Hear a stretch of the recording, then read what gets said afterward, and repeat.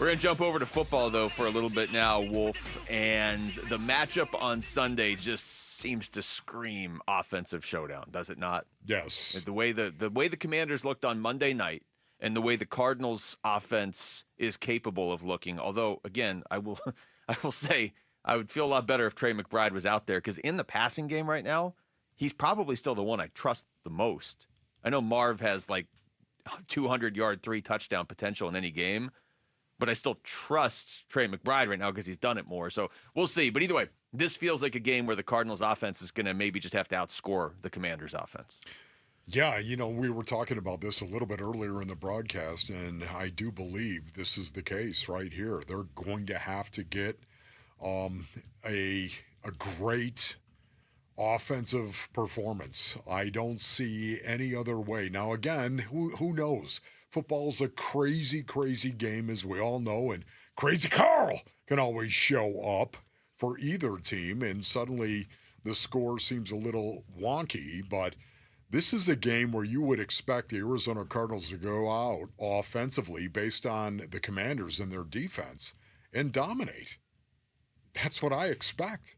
It's funny. Them to go out and score points. You bring up Crazy Carl, because like last week, if you had said, hey, Crazy Carl's going to make an appearance, I'd have been like, all right, good, because they're playing Detroit. This is gonna. I don't want Crazy Carl anywhere near the game on Sunday. That's exactly right. But we know the Commanders, they can score points as well. Kliff Kingsbury's got that offense humming with Jayden Daniels, of course. But it's going to be really interesting to see what Nick Rawlis and Jonathan Gannon do to actually get to Jayden Daniels, because I think they will have something special for that guy. This is Marvin Harrison Jr. on what he sees from the Commanders' defense so far. Luckily, they played on Monday night, so you kind of got a chance to kind of watch them live, watch a live game. And obviously, I know Jayden Daniels a little bit with the Heisman trophy that we had experience there in New York. So I'm super proud of him for all that he's been accomplishing his past 3 weeks. So this will be a good game, good game. Very excited for it. I like how everybody on the Cardinals has met Jayden Daniels in random places. Like Tyler met him at the mall one time. Marv met him at the Heisman Trophy presentation, so a little bit different, but still. Yes, and you know what? There's a clear path here for the Arizona Cardinals, and I think it deals with the defense showing up to a point where they can just be competitive. I think especially the way that they were against the Lions in that second half, the way they came out. They didn't totally shut the Lions down, but they made enough plays where they kept the Lions from scoring a point. And that, to me, I want to see that kind of competitive fire from the Arizona Cardinals defense. And basically means if they get that, just an average performance by the defense, I think it really is going to enhance the possibility of the Arizona Cardinals winning this game, because the Commanders' defense has struggled. There's no other way to parse it. There's no other way to say it. They have struggled. And because of that, I think this is a game at home.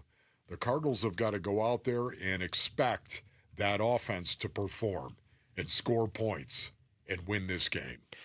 Here's Kyler Murray on if he has an idea of the offense's identity yet. No, I feel like we know who we are. I feel like we know who we are, and I think we've played 3 really good teams, and we've been in every single game. We just got to continue to get better. You mentioned this earlier. I know we're jumping all over the place, but Jayden Daniels hasn't thrown an interception yet. So when you go back to the defense, it'd be nice. You're facing a rookie quarterback in a game like this. Just, in theory, in a vacuum, you'd be like, I'm facing a rookie quarterback. Maybe the defense can turn them over. Maybe the defense can get the pick 6 that they had against Detroit that got called back for no reason. Maybe they could just go ahead and carry that over to this week. But Jayden Daniels has been good at protecting the ball. It's only 3 games, but it's his first 3 games. Yeah, Jayden Daniels at some point in time is going to throw in an interception. No. Ron Wolfley reported. Sunday would be a good time. I'm wondering, that first interception right there. And we all know that all interceptions are not created equal as well. There are some. Just ask Will Levis.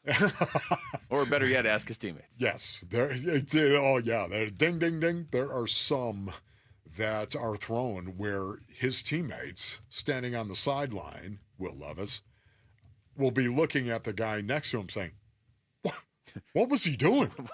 What are you seeing out there that See, nobody that's else the is last seeing? thing. Exactly. That is the last thing you want going on the sidelines. Seriously. It's like getting stuffed when you are a defense that cannot stop the other team from running the ball and they're gashing you. Dudes on the sideline, they're looking at each other like, okay, abandon all hope, ye who enter. We have no chance of winning this game. Okay, next. Yeah, Okay. not a great place to be in. Yeah, no, I'm saying it's bad. I would assume it's a lot like in baseball if your bullpen just melts down every game, or certainly I can tell you from experience in hockey, if your goalie can't stop anything, it's such a helpless feeling of like, I guess we'll just have to play perfect in front of him tonight. Yes. So I'm going back. I wanted to double check this. C.J. Stroud last year, obviously amazing rookie year, right? Threw 5 interceptions all season. Incredible. 3 of the 5 came in one game against the Cardinals. Now, Oh. I know it's a different Cardinals defense to a certain extent, but he threw 5 interceptions last year in the midst of maybe the best rookie season ever by a quarterback, certainly in a long time, and only threw 5 interceptions, and the Cardinals picked him off 3 times on November 19th in that game. So if Jayden Daniels is going to have an amazing rookie year, it doesn't mean you can't turn him over a couple times in the game. Yeah, no doubt about that, man. And let's hope they do, because that I think can have collateral damage. That can mess with you. The first pick that you throw, especially if it's a bad one, can mess with you a little bit. It's like trying to be a wedge buster, running down the field as fast as you possibly can. Thank you to all wedge busters. And you know what? You're going to you're welcome, but you know what? You're running down the field as fast as you possibly can, and you balk right before you hit a guy.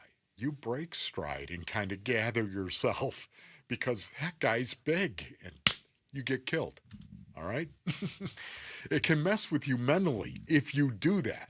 You can Jedi mind trick yourself all you want on the sideline going, no, I didn't slow down. I didn't slow down at all. You can do that, but you know you did. It's kind of like the same thing. If you throw a really bad pick in a game, it can mess with you as a Q. Having never busted a wedge, and I don't really have any intention of ever busting a wedge, I do, however, believe from the outside looking in, once you start down that field, you better not slow down.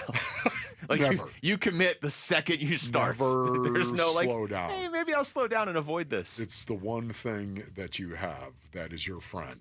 Speed. Never slow down. Here's Drew Petzing on Dan Quinn. Having played Dan, for a number of years in different spots that he's been throughout his career, I have a ton of respect for him, his system, the way he coaches, the identity of his team. So, I do think it's going to be a challenge for us this week. And on what Dan Quinn's defense is like. I think they're extremely sound and they play really, really hard. I think that's always kind of their calling card. It's a very disciplined group. I think they take the game very seriously. They finish plays really high level. They play with a ton of energy. That's kind of who he is as a coach, and I think his units really have always been warranted that. Yeah. I just felt like we needed some Drew Petzing on Thursday. Yeah, I love Drew. Just kind of get everybody back on just track. So good. Just everyone be quiet and listen to this dude. Thanks for watching Wolf and Luke. Tap to see more and click the button in the middle to subscribe to Arizona Sports.